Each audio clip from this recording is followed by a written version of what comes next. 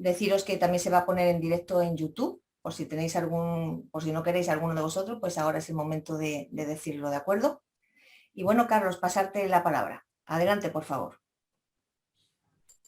Gracias, María Giles. Nuestros saludos a todos los que estáis acompañando. Vamos a hablar hoy sobre el tema programado que es Luz del Mundo, que brille vuestra luz.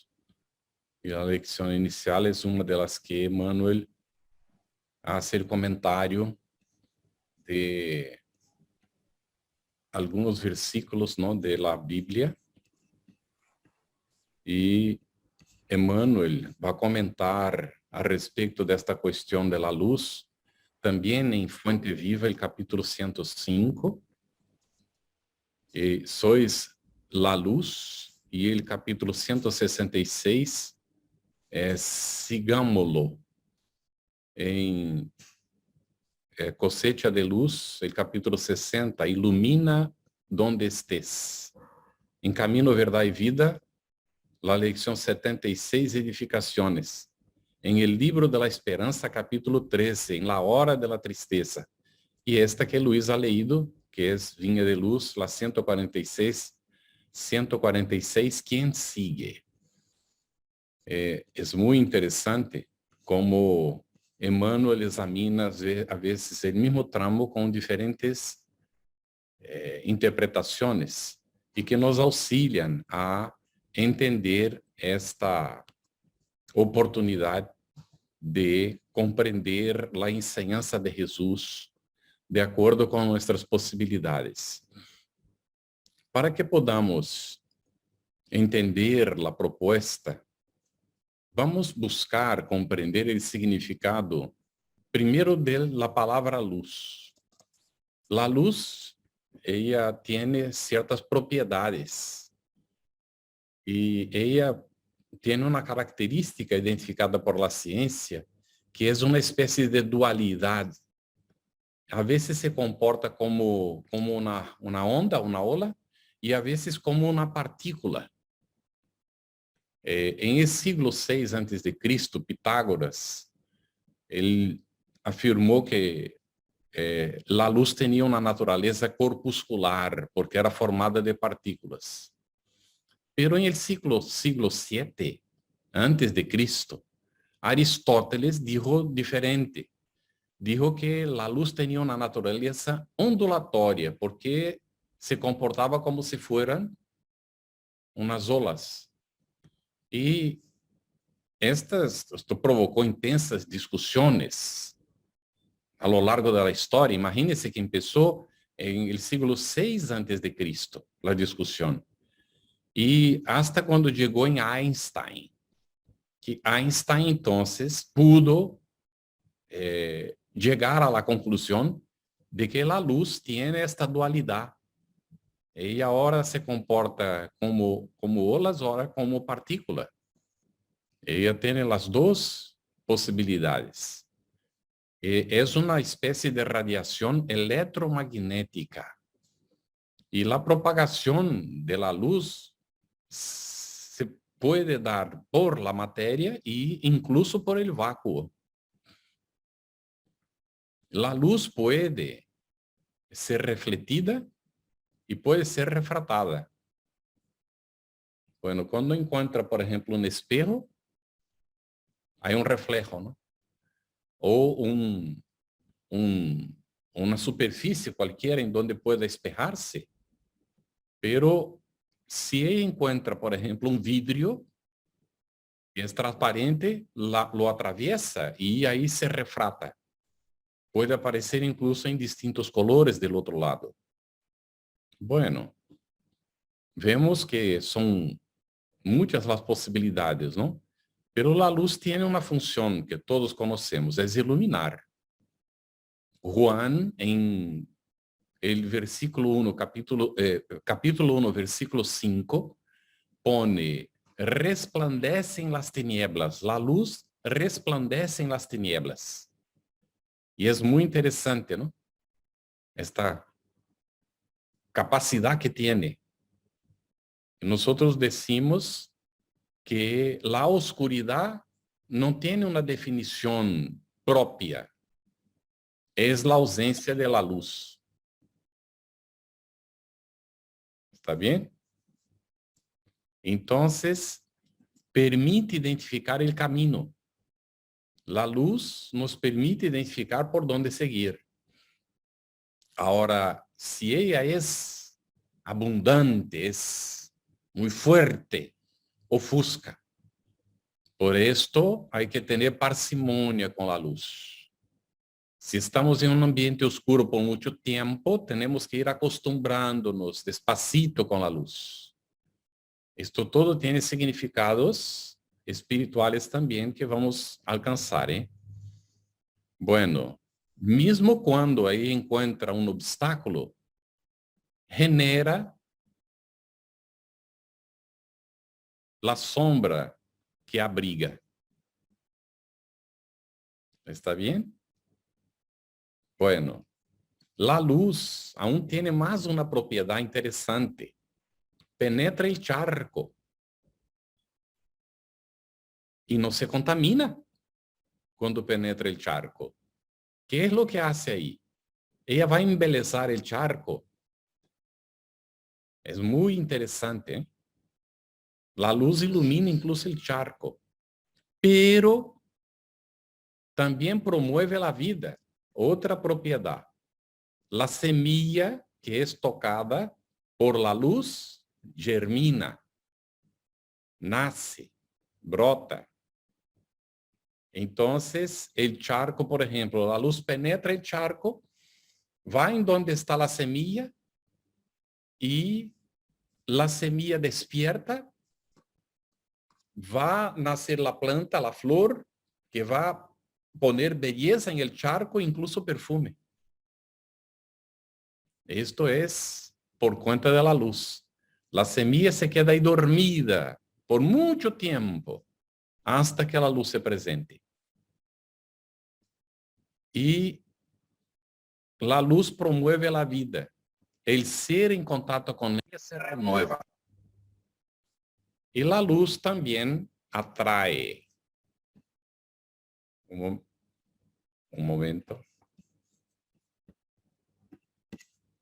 Entonces, el ser se renueva en contacto con la luz. Y vamos a examinar una propiedad más de la luz, que es la atracción. Ella atrae a la planta. La planta tiene esta capacidad de tropismo, ¿no? Si la plantica nace dentro de un sitio cerrado y hay un orificio, un agujero cualquiera por donde penetra la luz, naturalmente la plantica se va a encaminar en este sentido. Porque la luz le permite la vida, la fotosíntesis, la alimentación y atrae al espíritu. La luz nos atrae de forma natural. Nosotros somos atraídos para la luz.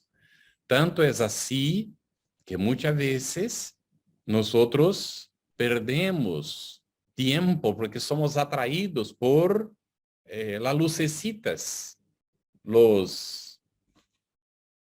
¿cómo se dice? Pirilampos, que se ponen ahí a piscadear y a atraer nuestra atención. Y nosotros nos desviamos del foco principal por cuenta de estas tonterías, ¿no? La luz atrae.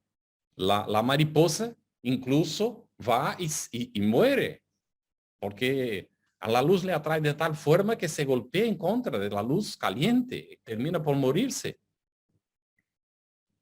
Así que hay que tener mucho cuidado con qué luces nos atraen. Bueno, Gandhi afirmó, cuando una alma se ilumina, muchas almas se iluminan con ella. Porque la luz tiene esta capacidad de propagación, de multiplicación. Y aún, ni todo tipo de luz es visto. Nosotros tenemos una limitación visual, una capacidad limitada. Alcanzamos rayos dentro de una gama específica. Afuera de esta gama no vemos. Y no significa que no haya luz.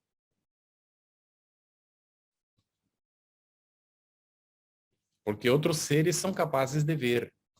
Por ejemplo, ¿no? Los gaticos ven mismo en la oscuridad. O sea, en la oscuridad hay luz que nosotros no conseguimos percibir.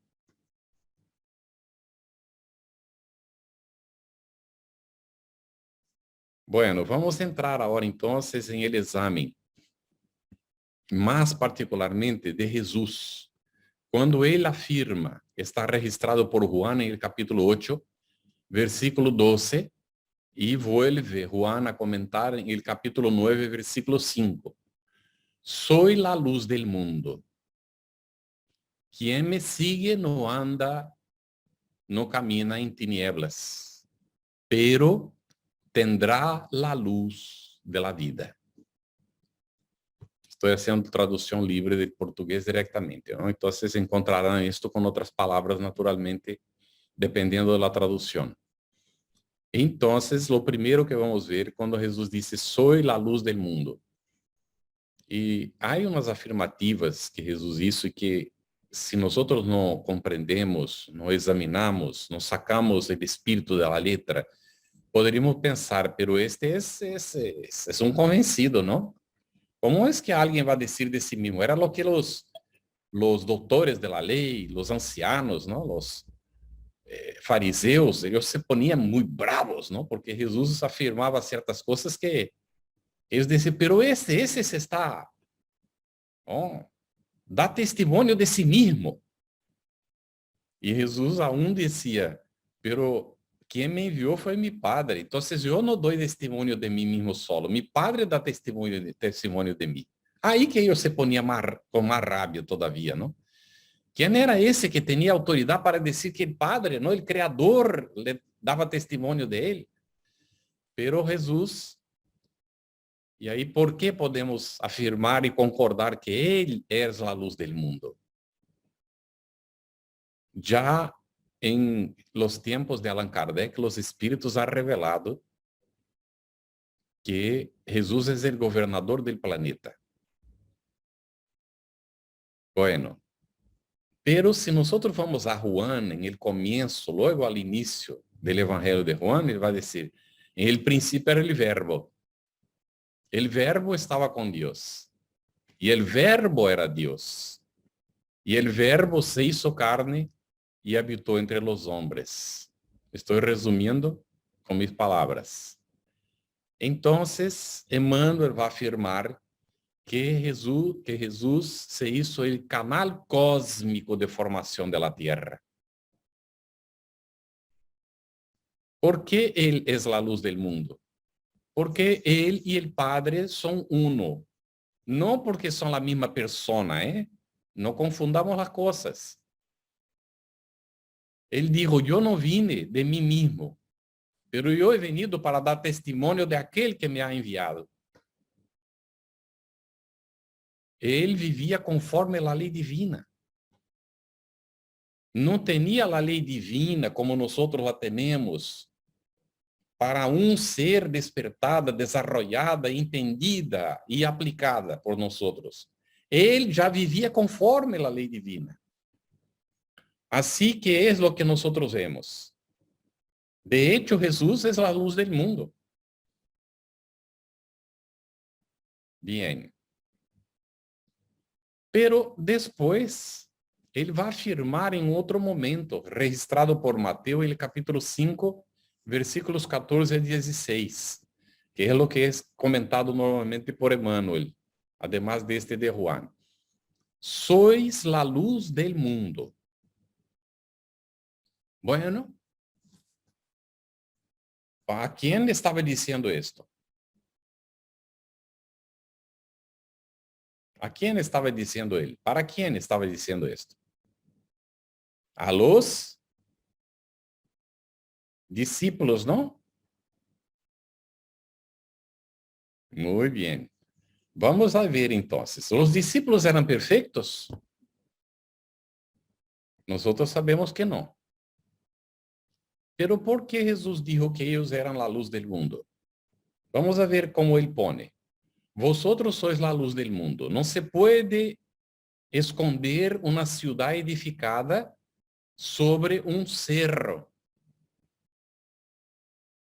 Ni se enciende una candela para ponerla bajo el celemín, pero al revés de poner ahí, ¿no? La luz se pone en el velador porque va a iluminar todos los que se encuentran en la casa. Ahí dice, así brille también vuestra luz delante de los hombres, para que vean vuestras obras y glorifiquen a vuestro Padre que está en los cielos. Aquí tenemos que hacer, entonces, el análisis, ¿no? ¿Por qué que el discípulo es la luz del mundo? Cuando él empieza a vivir conforme la propuesta de la ley divina, siguiendo el ejemplo del maestro, empieza a iluminarse y a hacerse luz del mundo también. Y él dice para que no fueran tímidos, porque una vez que la luz se enciende, es para ser vista. Y va a ser vista. Y esto trae consecuencias. Porque el mundo no va a comprender y el mundo va a intentar apagar la luz. Y es por esto que los seguidores de Cristo a lo largo de los tiempos han sido siempre perseguidos. ¿Y creéis que hoy es diferente?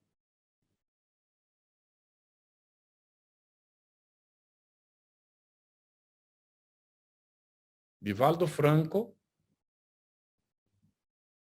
ha recibido la información de que espíritus dedicados al mal en las regiones de las tinieblas se han unido por enemigos que fueron por mucho tiempo judíos y musulmanes, que están alejados, no significa que sean todos por amor de Dios, porque también hay aquellos que se dicen cristianos y están desviados del camino, pero aquellos que están desviados del camino se han unido ahí porque son enemigos del Cristo. Y han descubierto que los espiritistas somos los nuevos cristianos.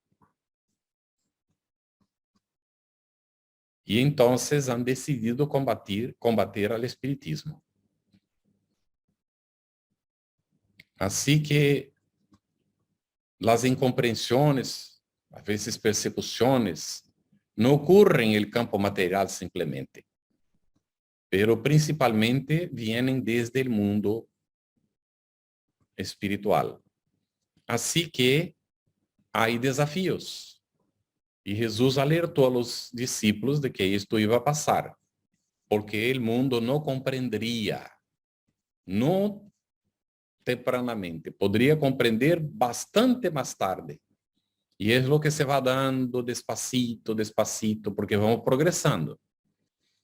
Bueno, el asunto es bastante extenso. Si hay alguna pregunta que aparezca, déjame ver si hay alguna cosa aquí para que podamos atender. No veo ninguna por ahora, pero si tenéis preguntas podéis poner, ¿eh? Vamos a seguir aquí ahora para examinar este aspecto. ¿Cómo encender la luz?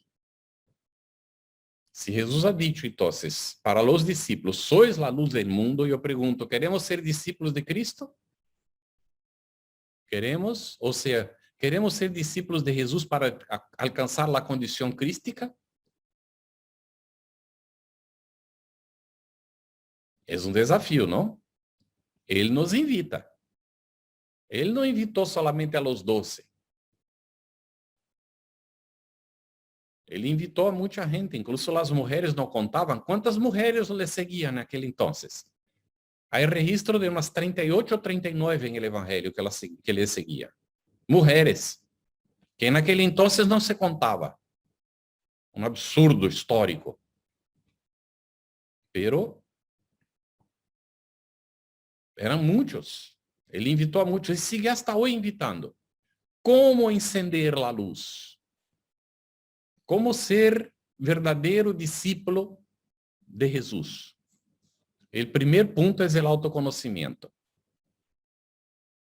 Autoconocerse. Bueno, solo esto no es motivo para una charla, es motivo para estudios profundos. Cómo alcanzar el autoconocimiento. Pero podemos seguir una regla muy sencilla, simple, que siempre es citada por todo orador espírita. No vamos a entrar en el mérito si los oradores que recomiendan esto lo hacen, ¿está bien? Pero es el autoexamen diario. Es San Agustín, ¿no?, que lo recomienda ahí a la cuestión 919A del Libro de los Espíritus, que se haga un examen antes de acostarse todos los días. Pero lo podemos hacer a cualquier momento del día, pero que lo hagamos. Un autoexamen. Hoy yo creo que he hecho unos 3 o 4 autoexámenes, por lo menos. Pero hay días que paso en blanco, ¿no? Hay que tener una disciplina en esto. Autoexaminar. Normalmente nos autoexaminamos cuando desarrollamos el hábito o esporádicamente cuando ocurre algún problema. Ahí vamos para el autoexamen. Pero la mayor parte de nosotros no se conoce. Somos un misterio para nosotros mismos. Y pasamos la encarnación autoengañándonos. Porque no queremos admitir las limitaciones e imperfecciones que tenemos. Como no queremos admitir, no las cambiamos y no mejoramos. Así que el autoconocimiento va a llevarnos a la concienciación de un segundo paso para encender la luz, que es la renuncia de uno en relación a sí mismo. Jesús dijo, el humilde será exaltado. La renuncia a sí mismo, que es un gran desafío. Y hay gente que confunde, dice, bueno, para renunciar a mí mismo, entonces esta cuestión de amarse está equivocada, porque Jesús dijo que era para amar a Dios sobre todas las cosas y al prójimo como a uno mismo. Entonces, si yo tengo que renunciar a mí mismo, no tengo que amarme. Pero, hombre, autoconocimiento lleva necesariamente al amor a uno mismo. ¿Cómo amar a otro o a otra persona, a otro ser, si no nos amamos? ¿Cómo hacerlo? Normalmente confundimos las cosas. Pensamos que amamos, pero es un ejercicio de egoísmo en relación a la otra persona. Porque no amamos a nosotros mismos, ¿cómo vamos a amar al otro? Entonces, son intercambios egóticos que promovemos unos entre otros hasta el despertar. Y vamos despertando despacito. Y vamos aprendiendo a amar. Un compañero, le saludé un día y él me dijo, ah, hermano, que yo he aprendido a amar. Me pareció muy interesante que afirmara eso.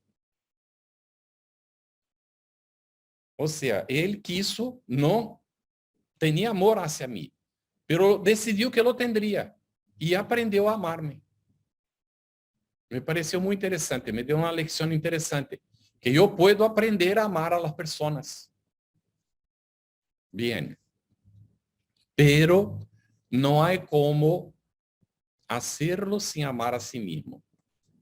Así que es un ejercicio, ¿no?, de autoaceptación, porque para el autoconocimiento, para el amor hacia sí mismo y para conquistar la renuncia de uno mismo, el individuo necesita hacer este ejercicio de autoamor. Esto no significa cultivar de forma ninguna el orgullo y el egoísmo. Es todo al revés. Vamos allá. Esta renuncia de sí mismo significa una plena confianza, total confianza en Dios. Y una integración en esencia con el Creador, como espíritus inmortales que somos, y no como personas transitorias en el campo material. Lo que vamos a renunciar es a la persona transitoria en el campo material, para priorizar la esencia que somos, lo que vamos a amar. Yo no tengo que amar a Carlos Campetti. Carlos Campetti es mi vehículo de manifestación, mi instrumento de autoiluminación. Lo que necesito amar es la esencia espiritual que soy, con todo el respeto por la persona transitoria, que merece mi consideración, mi respeto, pero no es ella quien debe de comandar. Si yo hago esta charla para que vosotros os quedéis admirados por lo que estoy haciendo, es la persona Carlos Campetti. Y estoy perdiendo tiempo de la esencia espiritual que soy. Porque la esencia espiritual aquí está interesada en contribuir para que los demás hermanos comprendan el significado de ser la luz del mundo.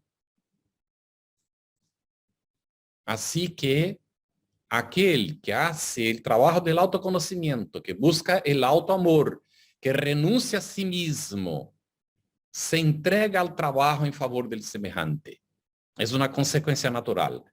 Empieza a olvidarse de sí, de sus intereses, para cuidar y atender a los intereses de los demás.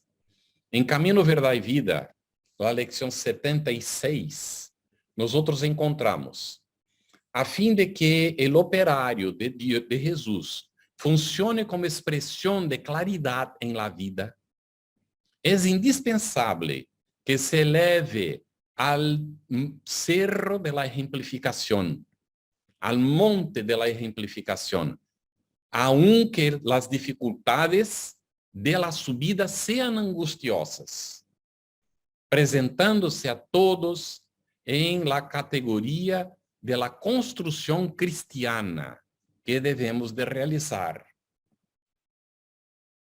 Entonces, aparece aquí la ejemplificación. En Fuente Viva, lección 105, comenta Emmanuel: es indispensable a nuestra disposición de donar nuestras fuerzas en la actividad incesante del bien. O sea, es necesario, es indispensable que nosotros nos dispongamos a donar de nuestras fuerzas en una actividad constante, incesante del bien, para que la buena nueva brille en la senda de la redención para todos. Es entonces la luz divina brillando a través de nosotros. Bien. Voy aquí ilustrar para ya encaminar para un cierre, para abrir para preguntas y conversaciones. ¿Está bien? No sé si habéis conocido a Alípio González o si sabéis de quién se trata. Era él que producía el Anuario Espírita. Bueno, aprovecho para informarles que la señora doña Ana, esposa de Alípio, está reanudando esfuerzos para producir el Anuario Espírita otra vez. Vamos a cooperar con esto. Ella ya hizo la edición del 2018, 2019, traduciendo del portugués. Pero el 2020, que está retrasado, va a salir y va a salir con producción ya propia, ¿no? También de los colaboradores. Y Alípio González, él fue un hombre que se iluminó en esta encarnación. Yo lo conocí y la primera vez que le vi, yo le reconocí de otra encarnación. Él era un superior jerárquico de la iglesia, superior mío. Y yo, cuando lo vi, yo sentí espiritualmente lo que había hecho. Yo le había engañado por cuestiones de disputas dentro de la iglesia. Y le había perjudicado. Y cuando le vi, yo me dirigí hacia él y él me miró y me dijo así: ah, yo te conozco. Y abrió los brazos. Y yo le dije: sí, hermano, nos conocemos, pero de esta vez no será como la otra. e nos abraçamos. Foi um dos meus melhores amigos nesta encarnação. Uma pessoa que eu confio, agora está desencarnado já. Sigo confiando de ojos cerrados. Confio plenamente. Com toda sinceridade, uma pessoa que quando encarnada eu ponia minha vida em suas mãos se necessário. Ele ha traduzido 26 obras de Chico Xavier e a codificação para o espanhol, utilizando recursos, ¿no?, próprios. A esposa, a doña Ana, se iluminou com ele, concordava com todo o que hacía ele, neste aspecto del bem para a humanidade. Excelente esposa, uma mulher magnífica. Eu quis escrever sobre ela e ele não deixou, ela não quis. De forma nenhuma. Não quis. E pessoa que trabalha humilde, não? Alípio, ele, vivendo em Venezuela, era canário, por lo tanto era espanhol, não? Pero vivia em Venezuela. E visitava periodicamente a Brasil. Por lo menos uma vez ao ano eu ia a Brasil, porque o anuário era impresso em Brasília. Ele acompanhava lá a impressão do anuário, que dava aí hasta quedar preparado para ser enviado para o mundo, não? Porque ele preferia a impressão. E quando estava aí, visitava Chico Xavier. E nunca avisava que ia. E quando chegava, estou dizendo o que me contou ele, não? Chegava aí, a porta abria para que ele pudesse entrar. Chico sabia que estava vindo. Um dia, ele havia assistido uma charla. E a pessoa que hizo a charla hizo uma comparação da evolução humana com el naranjo, ¿no? La produção de la flor e tal, com o fruto e tal, e comparou isso. E ele vino o caminho meditando, pensando em esta comparação, esta parábola da evolução do ser humano com o naranjo, ¿no? E quando chegou, a porta se abriu, ele entrou e Chico lhe disse assim: Alípio, muito interessante esta parábola del naranjo.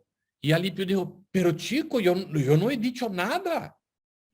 E Chico lhe disse: Alípio, esté tranquilo, desde que passaste aquele puente em el quilômetro tal, eu estou contigo. Te acompanhei todo o tramo. Ele disse que um dia, depois de todos os trabalhos, Chico volvia a sua casa por las madrugadas e alguns amigos le acompanhavam. E Alípio, quando estava, ia para allá com eles. E seguiam falando, a vezes, algum tempo allá, não?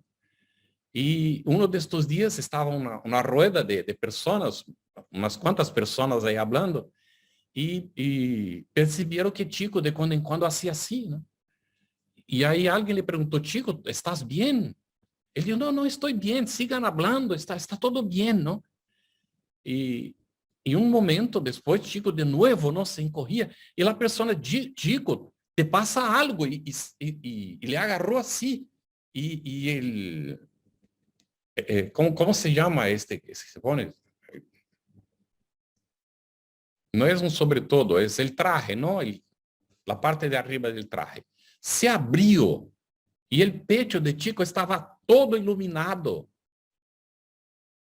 E ele então agarrou e tapou outra vez e disse: não, deixem, sigam falando, está todo bem.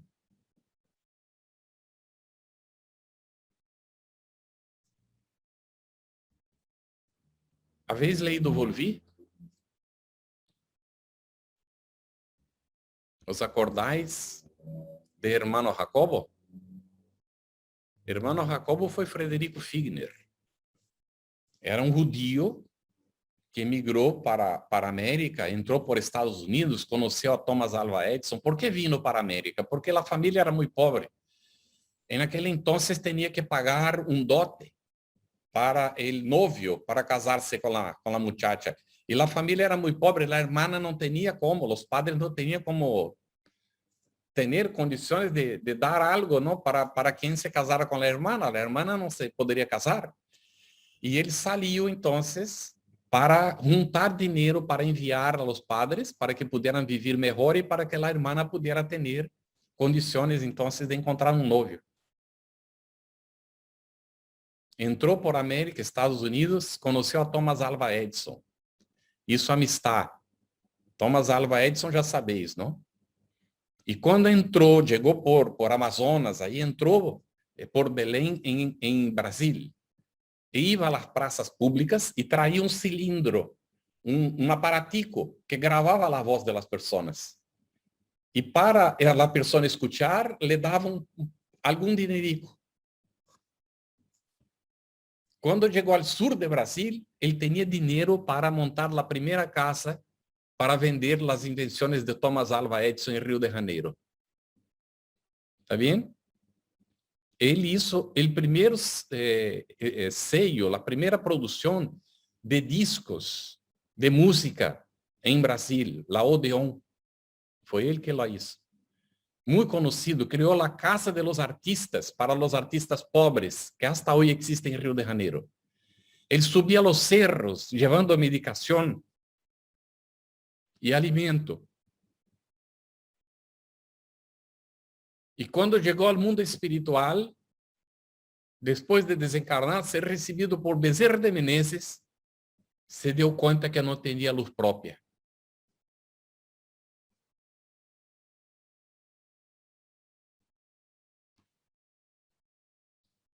Yo no voy a seguir contando, ¿no? Quien leyó ya sabe lo que va a pasar con él. Quien no ha leído, va a leer para ver qué le pasó. Porque hay un momento en que él va caminando en las tinieblas para volver a la colonia donde vivía después de estar. Él venía a la tierra, encontraba a los espíritus que había adoctrinado y que él recomendaba que se prendiera la luz y preguntaba para él: Fred, en el libro está Jacobo, ¿no? Fred, ¿dónde está tu luz? La luz que nos recomendaba. Porque él venía con grupos para auxiliar. Los otros del grupo no eran vistos por los obsesores, pero él sí era visto, porque no tenía luz propia. ¿Está bien? Pero hay un momento magnífico, magnífico, magnífico, que está descrito en el libro. Yo solo puedo deciros que es posible aprender a hacer brillar la propia luz y que Jesús no nos mentía. Cuando nosotros hacemos el bien, nosotros nos convertimos en luz. No es una cosa de mágica. Delante de la nueva era, Jesús en fuente, Emmanuel en fuente viva. Y la luz no, y a la luz no aguarda, no argumenta. O sea, la luz no hace argumentos, no hace disputas, pero sí aclara, socorre, auxilia e ilumina. Terminamos aqui para ver si hay preguntas, por favor. Muy bien, muchas gracias, Carlos. Si te parece bien, que quitamos el directo de YouTube y dejamos la grabación del centro, o lo dejamos también en la live. Puede quitar, ¿no? Bien, y dejamos la nuestra. Bien, magnífica la conferencia, Carlos. Como siempre. Uf, ha sido muy, bueno, es muy emotiva. Ahora es el momento de las preguntas, compañeros. Vale, agradecimientos por parte de Susana. Vamos a poner la galería, así que nos veamos todos. Bueno, eso de vernos relativo. Si no hay preguntas, voy a hablar más 15 minutos. Sería bueno que hicieran preguntas, ¿no? Porque así se hace más ameno y tú también descansas un poquito. Estarán pensando, hay alguna pregunta seguro. Voy a hacer la broma de siempre, ¿eh? Si no hay preguntas, de dos una. O han entendido todo, o no se entendió nada. Entonces, ni preguntas hay. Estamos reflexionando, seguro. A ver si surge alguna. Si no preguntáis, yo voy a preguntaros. ¿Estáis convencidos de que es posible prender la propia luz? Priscila. Sí, yo creo que encenderla, sí, pero a veces mantenerla es lo difícil. Ah, bien. También hay que mantenerla. Muy bien. Ujú. Ujú. Poderemos tener momentos, ¿no? Que nosotros nos sentimos así, sintonizados con el plano superior y tal, pero mucho cuidado con esto, ¿eh? Nosotros nos hacemos muy dependientes. Dependientes de los espíritus, de nuestro ángel de la guarda, dependientes a veces del jefe de la iglesia, ¿no? Del pastor, del cura. Nos hacemos dependientes del médium principal, pero aquí para que se pueda encender la propia luz, es necesario aprender a caminar con los propios pies. Ujú. Nosotros tenemos el hábito, siempre que nos pasa algo, pedir a los demás que oren por nosotros. ¿Cuándo vamos a aprender a orar por nosotros mismos y orar por los demás también? Nos hacemos víctimas muchas veces, como si fuéramos víctimas, pero no somos seres responsables. ¿Está bien? ¿Por qué vivimos en la oscuridad? Porque estamos eligiendo eso. Con nuestras acciones, con nuestros pensamientos, con lo que elegimos para ver en la tele, con la sintonía que establecemos con los que hacen el mal porque les criticamos. Quien está haciendo el bien no tiene tiempo de criticar.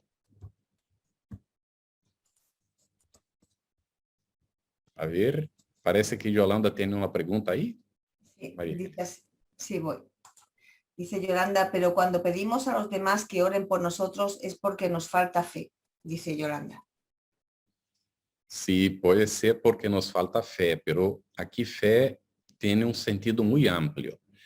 Nos falta creencia, sí, que es el primer sentido que nosotros adoptamos para la fe, pero porque nos falta fidelidad a la ley de Dios. Nos falta confianza. La fe también es sinónimo de confianza. Y lógico que debemos orar unos por otros. Es un ejercicio de caridad. Pero orar unos por otros, estar siempre pendientes que oren por nosotros, es un vicio. ¿Okay? Porque estamos siendo invitados a dejar de ser simples seguidores para ser discípulos. Las cartas vivas que Pablo habló del Evangelio. Estamos todos los que estamos aquí en esta sala hablando hoy, estamos juntos hoy, estamos todos invitados a isso. E não nos sintamos impossibilitados, porque não estamos, temos condições. Não poderemos fazer uma obra monumental que toda a gente vai ver. Pero isto não interessa se van a ver ou não. A questão é nossa consciência com Deus. Podemos melhorar como tratamos a nossa mulher, a nosso marido, a nossos hijos, os hijos a los papás. Podemos ou não? Mucho. Podemos pensar en la situación que están viviendo muchos hoy, que a veces perdieron el empleo, tuvieron reducción de sueldo. Hay familias que están con dificultades. Y nosotros a veces no tenemos mucho, pero de lo que tenemos, si podemos dar un poquito para alguien que necesita, ya va empezando.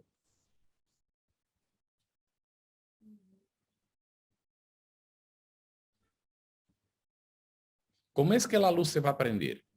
No va a ser un fuego repentino, no, porque si no quema y nosotros, el cuerpo se va, desaparece. Es algo que se va aprendiendo despacito, despacito. Las propias células se van acostumbrando con eso, ¿no? ¿Está bien?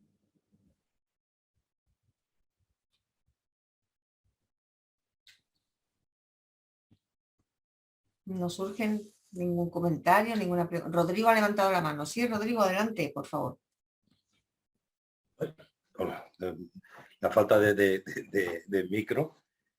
Somos una chispa divina, ¿no?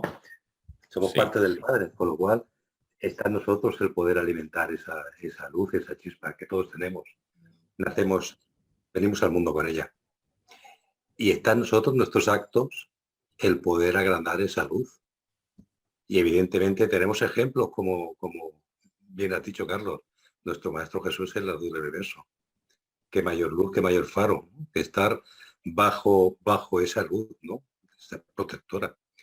Y hay que aprovechar todos los faros que tenemos para ir caminando e ir, digamos, la luz se pega, o sea, no, ¿cómo se pega? Se transmite y aparte se amplía de un foco a otro, se va ampliando y se va transmitiendo. Con lo cual, si nosotros nos acercamos a un foco de luz, al final no seremos esas polillas que acaban muriendo, sino seremos ese faro que poco a poco irá también agrandándose. Es muy bonita la conferencia que has hecho, Carlos, y la verdad es que todos deberíamos mirar dentro y sacar esas cáscaras para que la luz que tenemos en nosotros salga a la luz, nunca mejor dicho, ¿no? Y se hace con los pequeños actos cotidianos, lo que en cierta manera estamos hablando, ¿no? Es decir, no hace falta ir con la bandera a salvar el mundo, que lo hace falta, ¿no? Pero me refiero que lo tenemos al alcance de nuestras manos para ir mejorando. Muy bien, gracias Rodrigo por el comentario, excelente. María Giles, hay una pregunta por ahí. Sí. Y estaba esperando que acabara Rodrigo. De Adi dice, ¿cómo poder ver los propios defectos? Muy bien. Es un desafío y es también un ejercicio. Debemos mirarnos con tranquilidad. Un ejercicio para esto es ir para delante del espejo.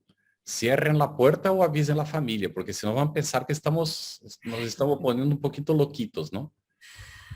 Ir delante del espejo y hacer un ejercicio. No sé si ya habéis hecho. Yo cuando empecé a hacer esto no conseguía quedar mirándome, ¿no? Los ojos bajaban, algo me distraía, estaba loco para alguien llamarme para no tener que estar mirándome, ¿no? Y encontrar una disculpa para no seguir. Entonces, los ojos son, dicen, los portales del alma. Nos miramos y nos vemos adentro, hacia adentro. Y ahí preguntarnos, ¿no? ¿Cómo soy yo, de hecho? ¿Cómo es que soy yo? ¿Qué es lo que llevo adentro? Y no tener miedo de lo que va a salir. El gran problema es que nos hemos acostumbrado a autoengañarnos. Y la religión tradicional nos acostumbró a eso, porque podríamos hacer lo que quisiéramos. Vamos allá y hacemos la confesión y está todo resuelto. Ahora el cura se arregle con Dios, porque yo voy al cielo. Ya he confesado, pero salimos de ahí y vamos a seguir con todo lo que hacíamos siempre. Autoengañándonos. Y nos olvidamos que el bautismo que Juan el Bautista hacía solo ocurría después de una confesión pública em que el indivíduo assumia um compromisso comunitário de cambiar, confessava seus enganos, que se dizia pecados, de público. Os outros estavam ao redor escutando. E assumia um compromisso de não volver a ser aquilo. E aí, como símbolo de purificação del alma, recebia, ¿no?, el mergulho, la submersión en el río, ¿no? E aí ele dijo, eu bautizo com água, pero vendrá aquele que bautiza com fuego, donde já não seria mais necessário o símbolo, sino a mirada e o indivíduo, não, encarar-se e enfrentar-se a si mesmo. Já não vai ter um instrumento de bautismo, sino a própria consciência. Porque a questão é nós fazer uma conversação com nós mesmos delante de nossa própria consciência. Y admitir con toda tranquilidad. Hoy, cuando pasó esto y esto con fulano, fulana, yo fui orgulloso. ¿Qué voy a hacer para que no se repita? No es estar, ay, Dios mío, yo fui orgulloso, yo no sirvo para nada mismo, ya no sirvo para nada. Esto es una forma de huir del cambio necesario. ¿Está bien? Porque uno se pone a auto-lastimarse, a autopunirse, entra en estado de comiseración y piensa que ya no sirve para nada. Es muy cómodo. Lo que tenemos que hacer es encarar, enfrentar, de hecho. Pero no es fácil. Pero es posible. Entonces, es empezar por admitir. No admitir para sentirse disminuido, no es no. Es admitir para reconocer y buscar el camino de hacer mejor. ¿Por qué yo soy una persona cerrada en mí misma? ¿Por qué yo tengo dificultad con las otras personas? ¿Por qué he peleado hoy con el compañero de trabajo? Preguntarse, ¿por qué yo cuando fui a comer, yo no comí una porción, yo comí 2 porciones, y bien grandes? ¿Por qué yo hice eso? Ah, es porque tenía mucha hambre. Pero con el tiempo me voy haciendo de este tamaño.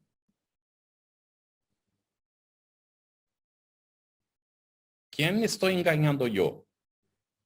A mí mismo.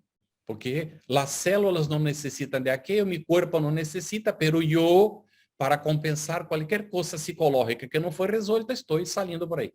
¿Por qué yo no como nada? Estoy anoréxico. Me pongo como si fuera un esqueletón vivo.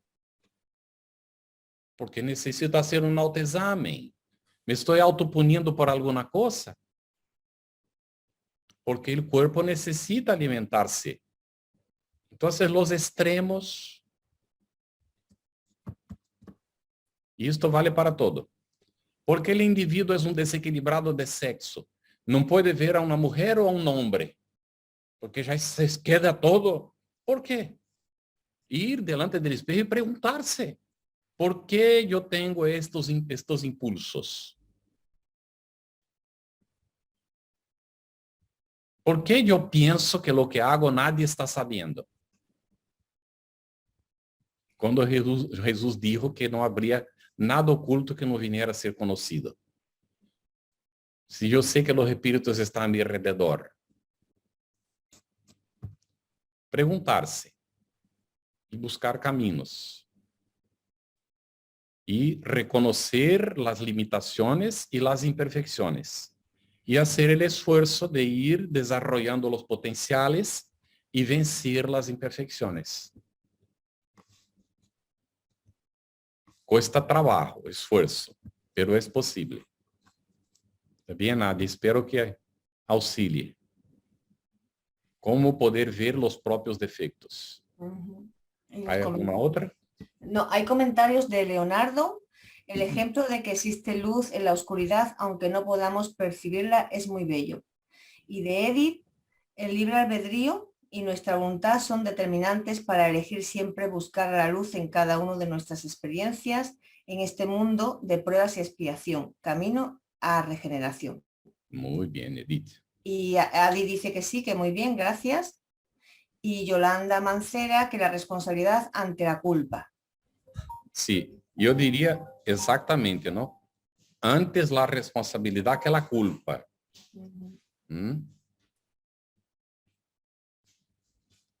¿Ok? Antes la responsabilidad que la culpa. No somos culpables, somos responsables. Siempre. Y esto entonces, cuando somos culpables, yo voy a citaros para lectura Camino, Verdad y Vida, no, es Fuente Viva, lección 90. Ya he citado anteriormente. Se llama Varonilmente, la lección. Y ahí Emmanuel hace un análisis. Delante del engaño, podemos asumir algunos caminos. El arrepentimiento es lo más natural, pero después del arrepentirse podemos elegir el camino de la autopunición, autocomiseración, pérdida de tiempo, culpa o responsabilidad con realización de esfuerzo para reparar el engaño y no volver a cometer este mismo engaño otra vez en la oportunidad que venga a surgir más adelante. Es muy linda esta lección para nuestra reflexión. Y si no hay nada más, María Giles, ¿queréis encaminar para el cierre?